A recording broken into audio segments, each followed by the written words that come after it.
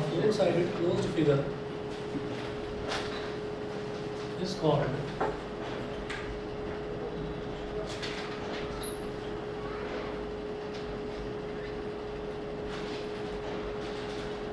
a four-sided closed figure is called a quadrilateral.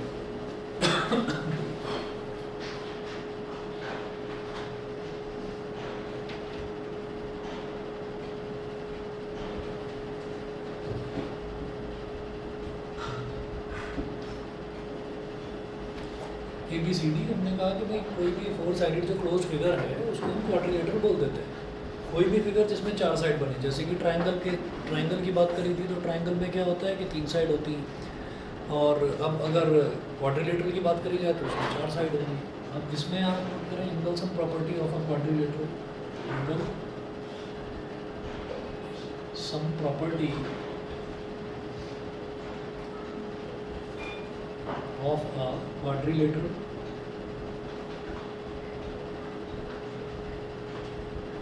Angle sum property क्या होती है? Angle A plus angle B plus angle C plus angle D is equal to 360 degree. ठीक है. तो quadrilateral का आप sir एक वो भी जो थी n-2 करके लाइक into 180 पे उसका एंगल आता है. कौन सी एक्सटीरियर एंगल प्रॉपर्टी बोल रहे हो?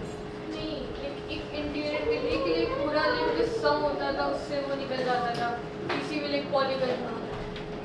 अच्छा n-1 into 180 डिग्री ना. हाँ वो एक फॉर्मूला होता है, बताऊँ कैसे?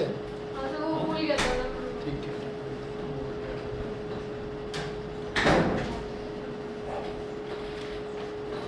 ये लिख लीजिए angle sum property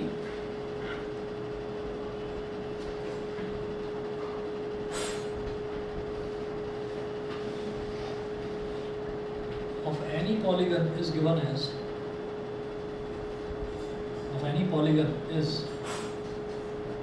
n-1 into 180 degree. सीधा n-1 into 180 डिग्री. तो इसमें आप क्या करेंगे कि अगर मान लीजिए where n is the number of sides,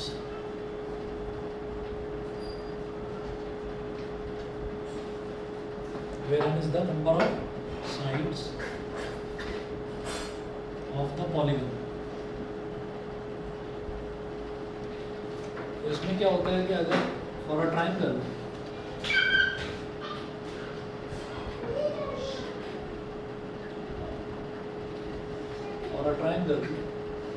n is equal to 3, तो एंगल सम प्रॉपर्टी क्या होती है इसमें?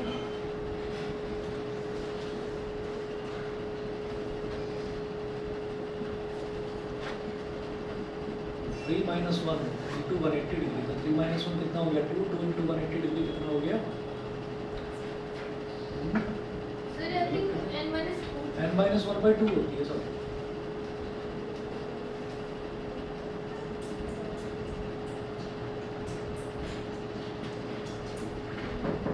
एक काम करो ना, n-1 इंटू 90 डिग्री बोलो सीधा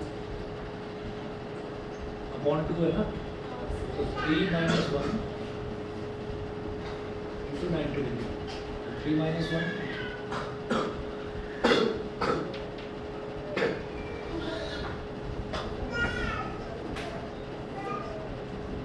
भाई n-2 इंटू 180 होता है. मैं गलत ही लिख रहा हूँ.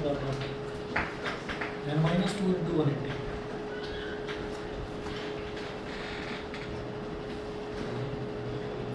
तो n-2 3 - 2 करेंगे तो 1 आ जाएगा. 1 इंटू 180 डिग्री हो गया. सिमिलरली फॉर क्वाड्रिलेटरल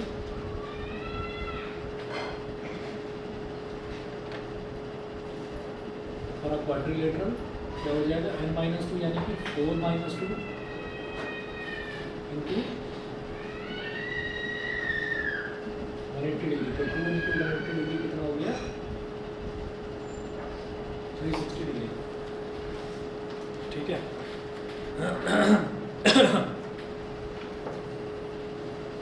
अच्छा, फिर proof of angle sum property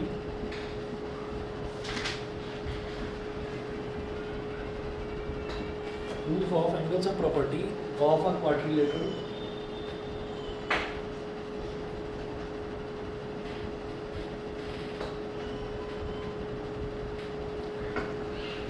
proof देखते हैं। एक क्वाड्रिलेटरल बना लो ऐसे, किसी भी शेप का टेढ़ा मेढ़ा कैसा भी बना लो, ए बी सी और डी, और फिर क्या करिए इसमें डायगोनल ड्रॉ कर दो, मतलब ए को सी से ज्वाइन कर दीजिए। यहाँ पर आप लिखिए कंस्ट्रक्शन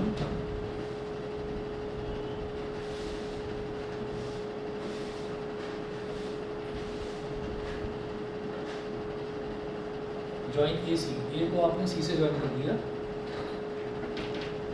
तो in triangle D A C, in triangle D A C, अगर मैं डी ए सी ट्राइंगल की बात करूँ तो डी ए सी ट्राइंगल ये वाला ट्राइंगल हो गया, तो इसमें क्या बोलूँगा मैं, एंगल डी प्लस इस वाले एंगल को बोलेंगे एंगल डी ए सी। अगर देखिए ये मैं अगर यहाँ पर बीच में डायगोनल ना बनाता तो मैं इस पूरे एंगल को ले लेता, तो मैं उसको एंगल ए बोलता। तो ये वाला पूरा एंगल तो एंगल डी हो गया, और ये क्या हो जाएगा डी ए सी, तो angle D A C plus ये वाला एंगल क्या हो जाएगा angle D C A is equal to 180 degree. यहाँ लिखें एंगल सम प्रॉपर्टी।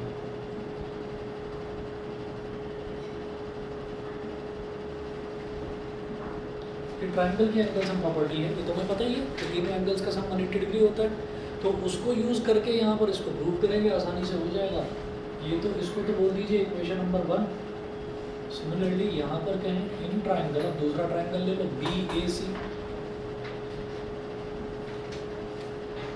तो बी ए सी में क्या होगा, ये वाला एंगल मतलब एंगल बी प्लस ये वाला एंगल एंगल बी ए सी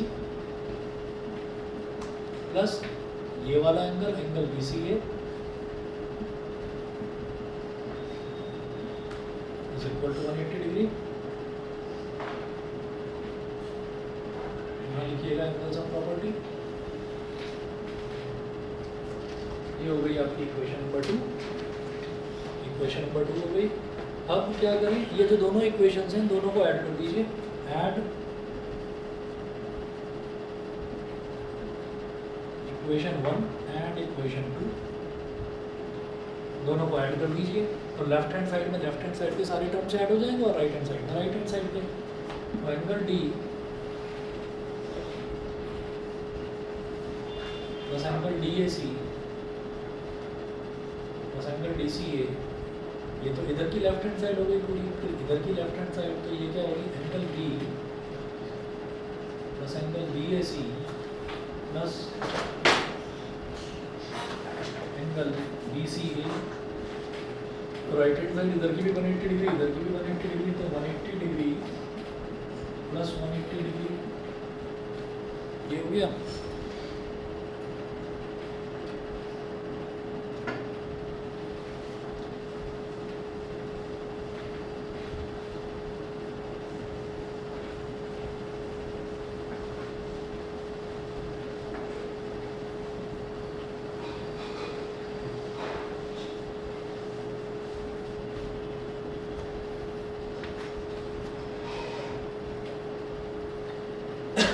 अब एंगल बी और एंगल डी तो पूरे पूरे एंगल हैं, इनको तो एक साथ लिख लो।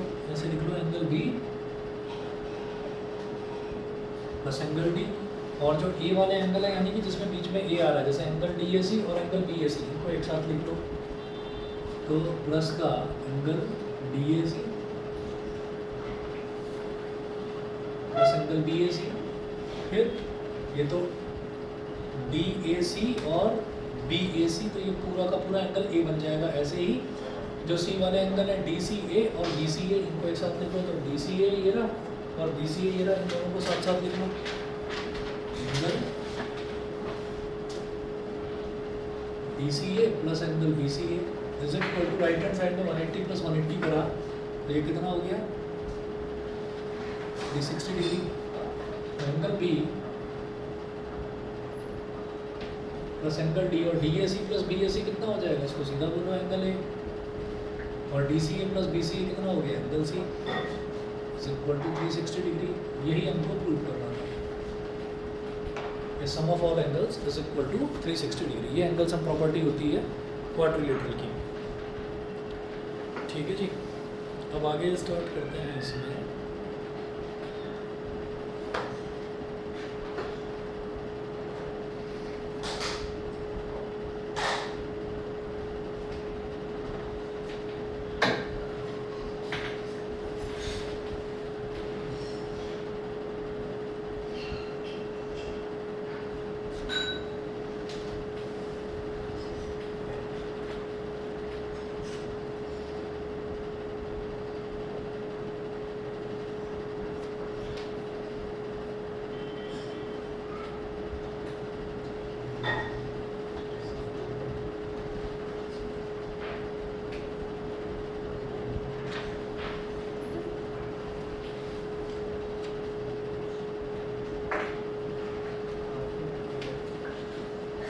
चलिए जी, अब देखिएगा types of quadrilaterals.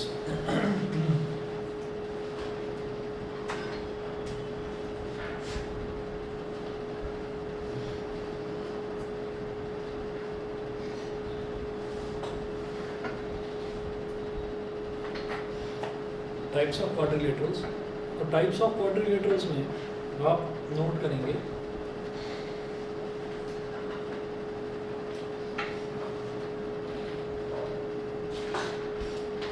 quadrilaterals are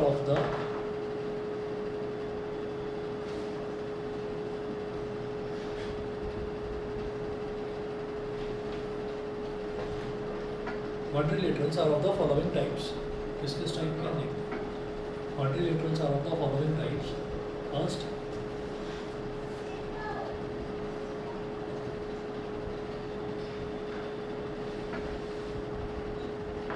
parallelogram. Parallelogram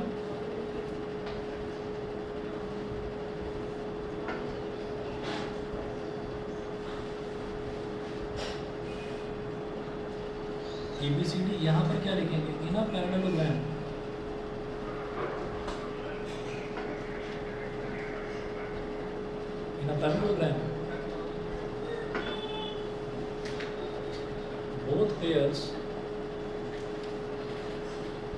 both pairs of opposite sides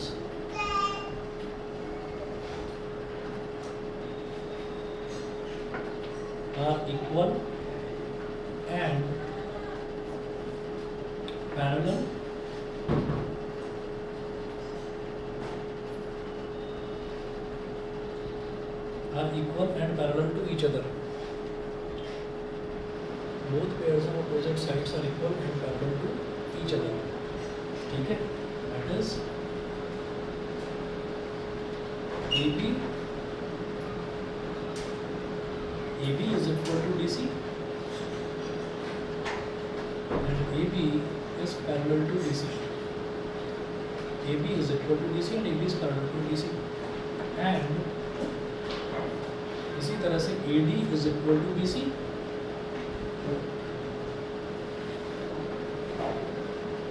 and AD is parallel to BC. कि AD जो है वो BC के इक्वल भी है और AD जो है वो BC के पैरेलल भी है। ठीक है, चलिए जी, इसके बाद देखते हैं, ये तो हुआ पैरेललोग्राम।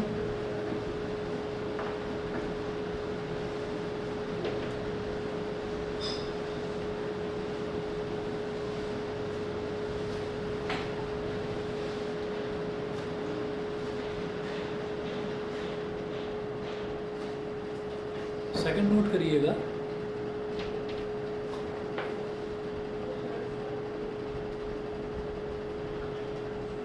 रेक्टेंगल इफ इन पहले डायग्राम बना दो रेक्टेंगल का।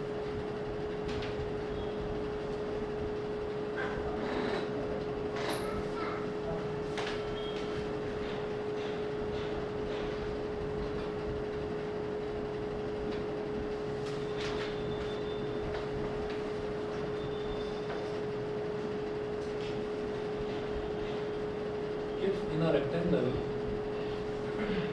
sorry, if in a parallelogram,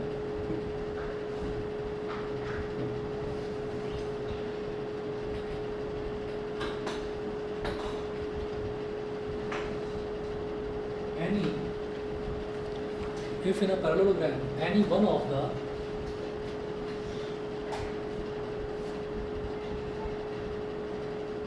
four angles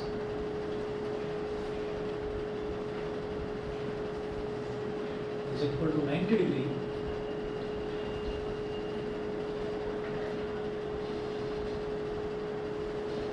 then it is called a rectangle.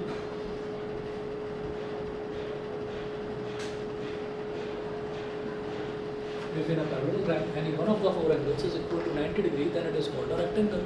कि अगर पैरेललोग्राम में, अगर मान लीजिए जैसे हम इस पैरेललोग्राम की बात कर रहे हैं, तो पैरेललोग्राम की डेफिनेशन क्या थी कि जो अपोजिट साइड्स हैं वो इक्वल भी होती हैं, पैरेलल भी होती हैं। ठीक है, AB CD के पैरेलल भी होगी, CD के इक्वल भी होगी, AD जो है वो BC के पैरेलल भी होगी, BC के इक्वल भी होगी।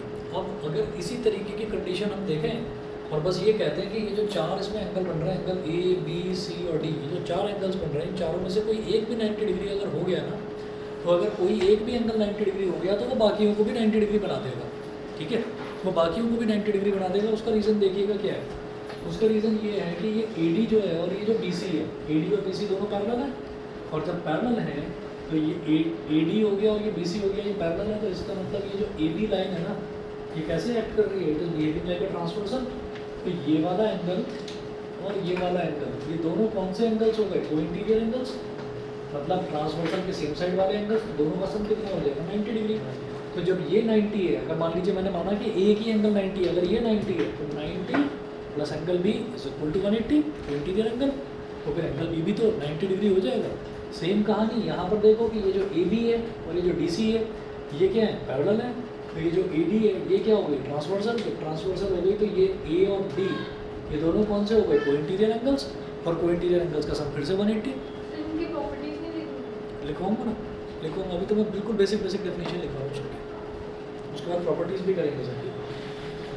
तो अगर एक भी एंगल किसी पैरेललोग्राम में एक एंगल भी अगर 90 डिग्री हो जाता है तो उसको हम बोल देते हैं रेक्टेंगल। इसके बाद देखिएगा अगला लिखेंगे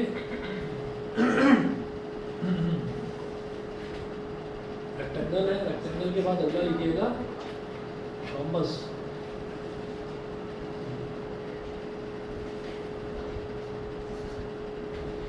ये जो पैरेललोग्राम है, इस पैरेललोग्राम के ही अगर चारों एंगल, चारों साइड्स अगर इक्वल हो जाए तो उसको हम रोम्बस बोल देते हैं। मैं इतना अच्छा बना नहीं पाया, थोड़ा और टेढ़ा बनाना पड़ेगा इसको। तो कोई नहीं समझ गया।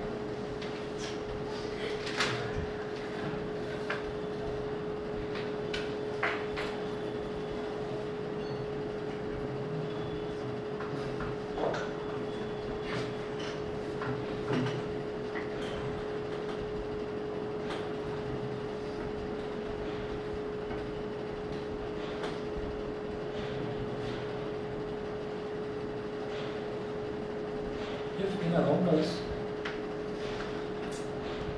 if in a parallelogram,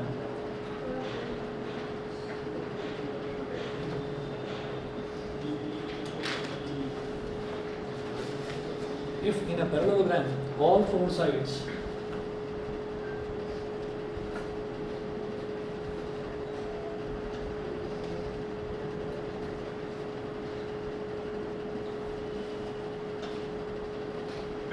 are equal to each other, if in a parallelogram all four sides are equal to each other, then it is called a rhombus.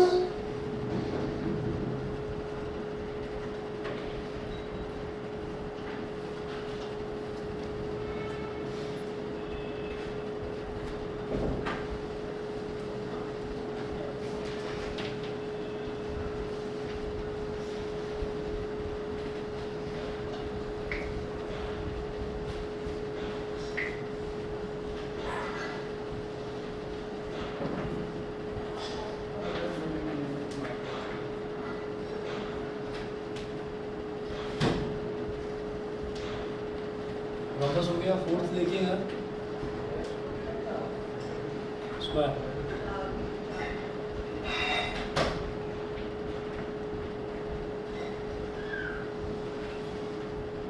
If any one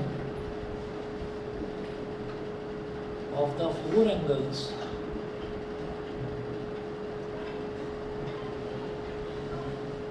if any one of the four angles of a rhombus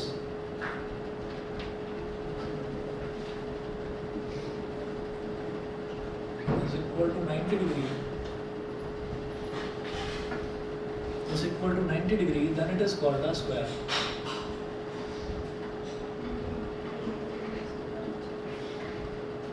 Then it is called a square.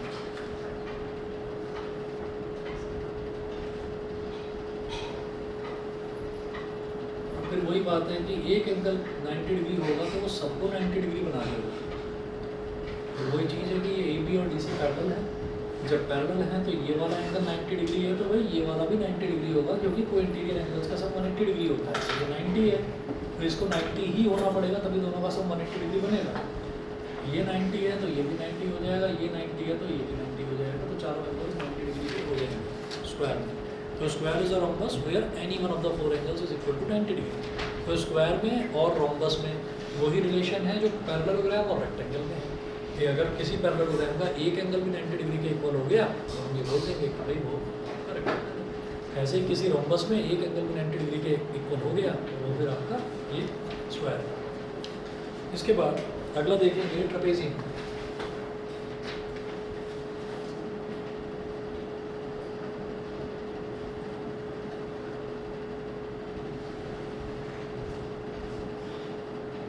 Trapezium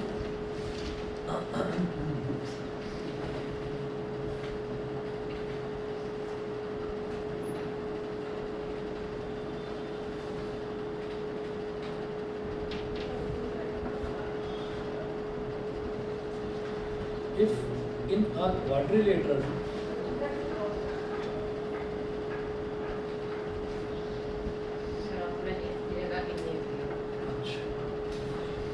if in a quadrilateral any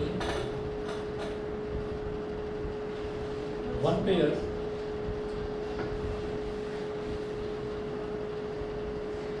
if in a quadrilateral any one pair of sides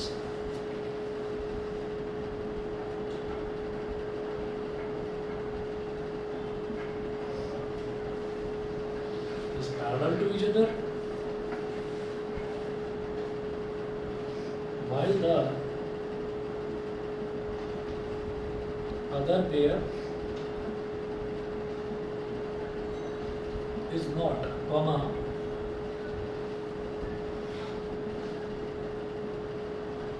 then it is called a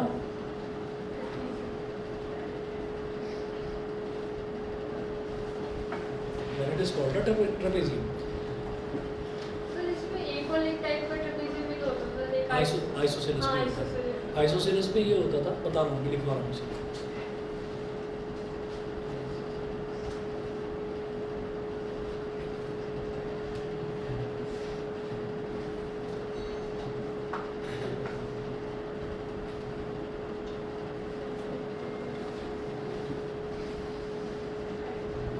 Here AB is parallel to DC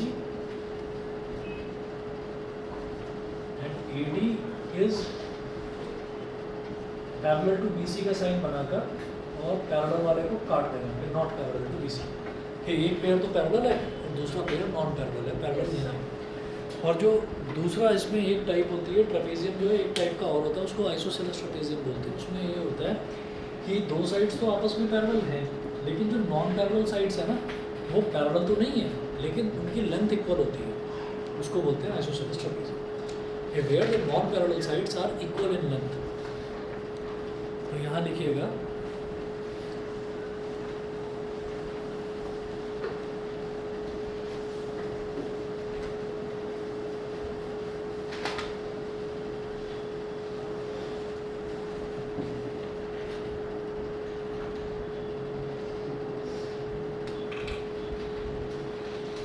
इसी में लिख दीजिए the trapezium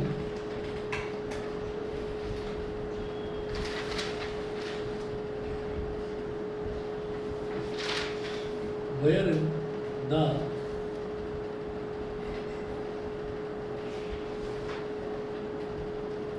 non-parallel sides are equal in length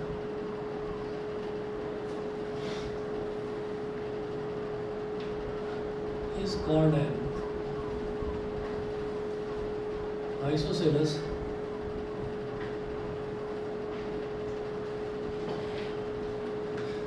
is called an isosceles trapezium.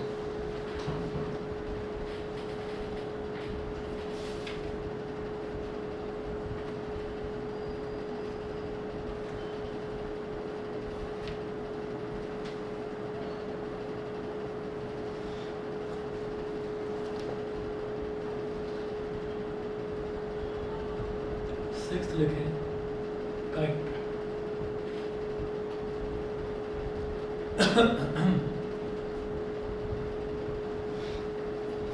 A kite is a figure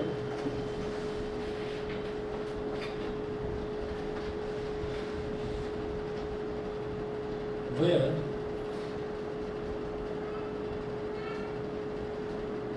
there are no parallel sides.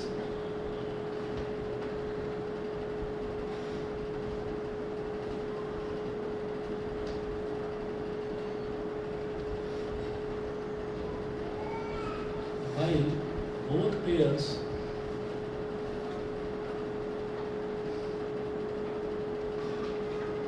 of adjacent sides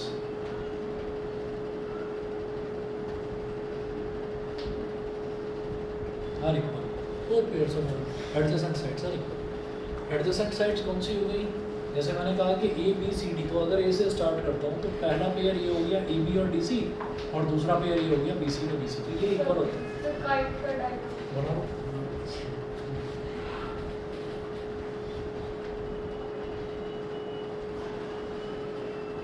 अरे वो कहाँ गया आजकल? अमृत, जब तक तुम नहीं आ रहे थे तुम्हें पूछता रहता था। है? हाँ, रोज पूछता था, हमारी डिमांड है।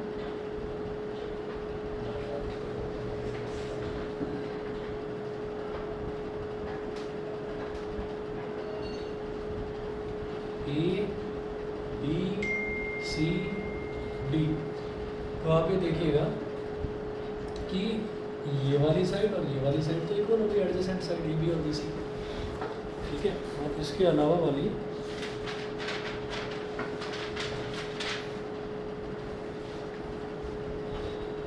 ये वाली साइड और ये वाली साइड जो है ये दोनों भी इक्वल, ठीक है जी। तो ये हो गया kite.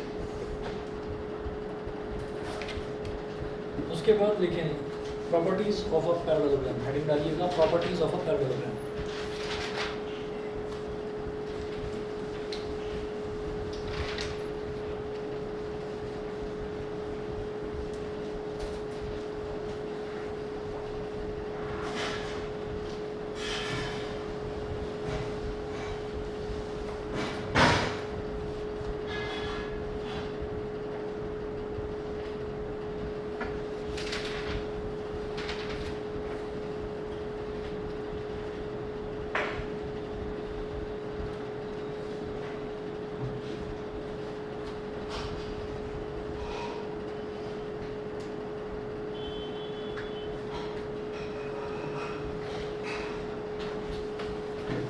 Properties of a parallelogram.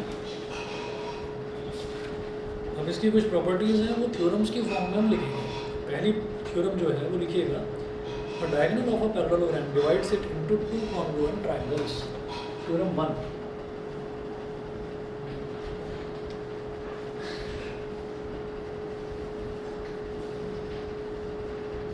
NCERT में तो 8 थ्योरम दे रखी है, तो लेके कितनी? 8। हाँ तो सारी करेंगे ना। तो सारी लाइक इसकी पैरेललोग्राम की लाइक प्रॉपर्टी। हाँ और क्या, जैसे opposite sides of a quadrilateral that is a parallelogram, quadrilateral each pair of opposite angles, सारी करेंगे, आसान हो जाएगा। सर नहीं, मेरा मतलब था कि ये जो थ्योरम है सारी लाइक प्रॉपर्टीज है पैरेललोग्राम। पैरेललोग्राम की प्रॉपर्टीज, ठीक है।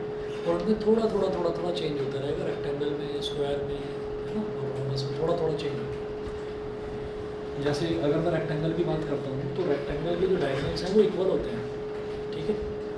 और जो पैरेललोग्राम है, पैरेललोग्राम के डायगोनल्स इक्वल नहीं होते, ये मामूली सा अंतर ये हो गया। उसके अलावा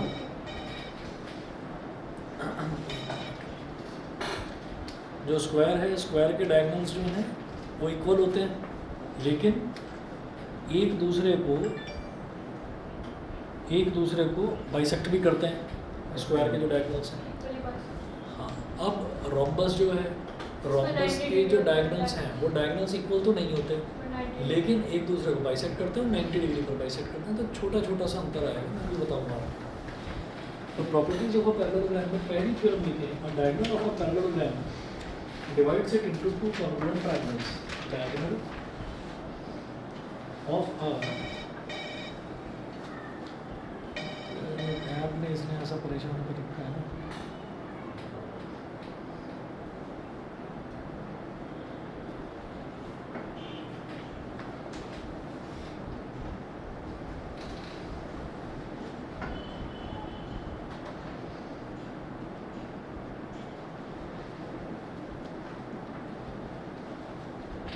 diagonal of a parallelogram divides it into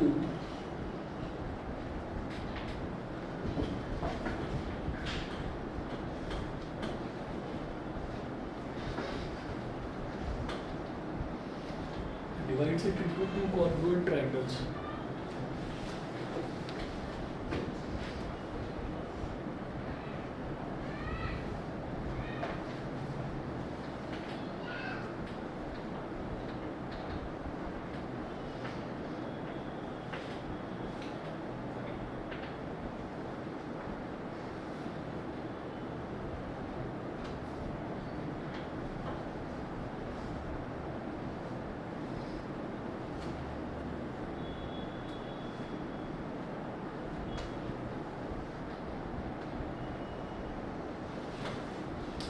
ये डायगोनल हो गया इसी मुझे ये प्रूव करना है कि ये वाला जो ट्राइंगल है और ये वाला ट्राइंगल है ये दोनों एक दूसरे के कॉन्ग्रुएंट है ना, ये दोनों ट्राइंगल्स आपस में कॉन्ग्रुएंट है।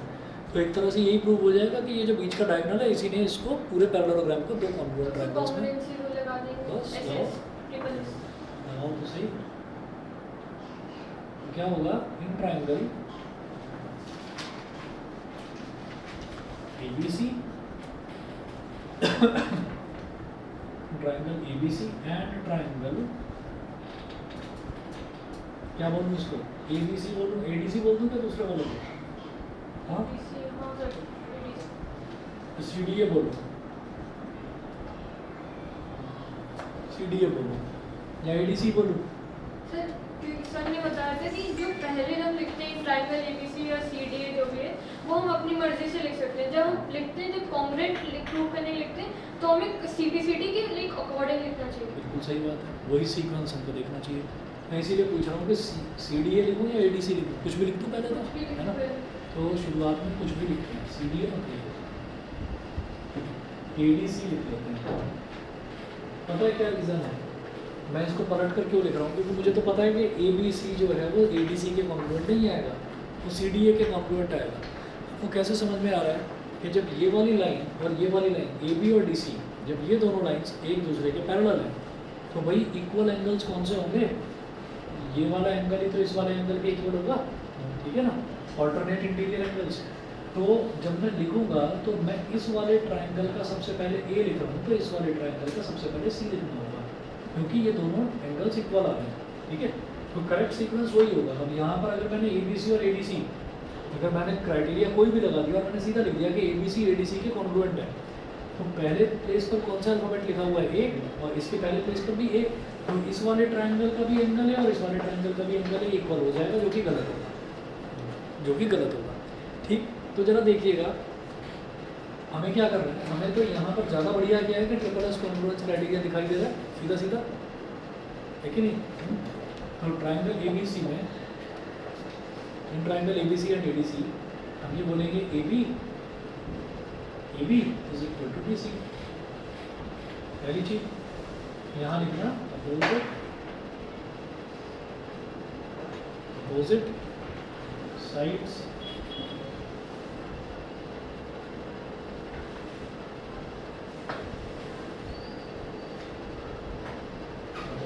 Of a parallelogram AB is equal to BC। उसके बाद फिर मैं ये कहूँगा ये जो AC वाली साइड है ना ये तो इस ट्राइंगल में भी लाई कर रही है, इसमें भी लाई कर रही है, तो AC is equal to AC common side, ये हो गया। उसके बाद हम ये कहेंगे कि AD is equal to BC, ये opposite side.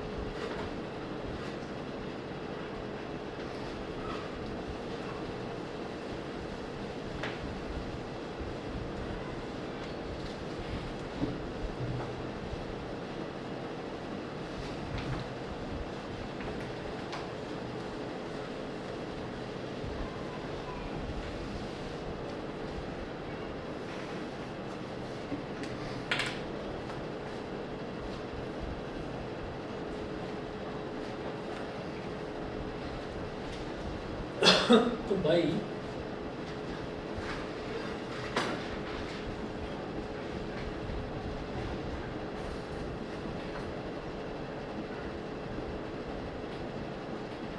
Triple S Confluence criteria आप देखेंगे कि जब हमारे पास तीनों साइड्स का ही रेशो आ रहा है, तीनों साइड्स ही हैं जो इक्वल आ रही हैं, तो उसमें हमें जब कॉन्फ्लुएंसी दिखानी होती है तो हम क्या करते हैं, हम ये देखते हैं कि अगर दो साइड और एक एंगल है तो मेजॉरिटी में साइड्स हो गई तो मैं साइड्स को पकड़ लेता हूँ, अगर दो एंगल और एक साइड है तो मेजॉरिटी में एंगल हो गए तो मैं एंगल को पकड़ लेता हूँ। अब यहाँ पे तो तीनों ही साइड है, कुल मिलाकर मेजॉरिटी में साइड ही हो गई, तो कोई भी दो साइड ले लीजिए।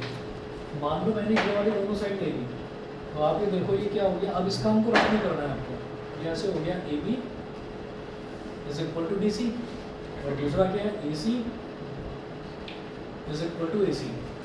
तो अब क्या करेंगे आप कि जैसे ये ए बी और ए सी है, ए बी और ए सी, तो इन दोनों में कॉमन अल्फ़ाबेट कौन सा है, ए, तो इसको ऐसे लिख लो ए बी और ए सी, ऐसे लिख लिया हमने, कॉमन अल्फ़ाबेट इन दोनों में ए है, तो ए को बीच में ले आओ, ऐसे लिख लो B A is equal to A C, और फिर जब दोनों को कंबाइन करोगे तो बन जाएगा बी ए सी। ये तो बन गया इस वाले ट्रायंगल का, ठीक है। अब इस वाले ट्रायंगल पर आ जाओ, B C is equal to sorry D C और ए सी दे रखा है, तो इधर लिखो डी सी और इधर लिखो ए सी, तो कॉमन क्या है इसमें अल्फ़ाबेट सी, तो इसको पलट दो ताकि सी बीच में आ जाए, तो बी सी और सी ए। अब जब इन दोनों को कंबाइन कर दिया तो क्या बन गया डी सी ए। तो triangle B A C is congruent to triangle D C A, ठीक है। और यहाँ से अगर आप देखेंगे ना तो हमारे सीक्वेंस में कहीं कोई गड़बड़ नहीं है। आप ये देखिएगा कि पहले प्लेस पर ट्राइंगल ए बी सी वाले ट्राइंगल का एंगल बी, और इसके पहले प्लेस पर एंगल डी, ठीक है। तो ये एंगल बी और एंगल डी ये दोनों इक्वल हो गए। दूसरे प्लेस पर देखो इस ट्राइंगल का एंगल ए और इसका सी, तो इस वाले ट्राइंगल का एंगल ए और इसका सी, ऑल्टरनेट इंटीरियर एंगल वैसे भी क्लियर हो रहा है। ऐसे इस ट्राइंगल का एंगल सी और इसका एंगल ए, तो इस ट्राइंगल का एंगल सी और इसका एंगल ए, तो ये दोनों भी तो ऑल्टरनेट इंटीरियर होंगे, ठीक। तो ये आपका प्रूव हो गया कि जो डायगोनल है, अगर किसी भी पैरेललोग्राम में मैं डायगोनल ड्रॉ करता हूँ तो it divides the quadrilateral parallelogram into two congruent triangles.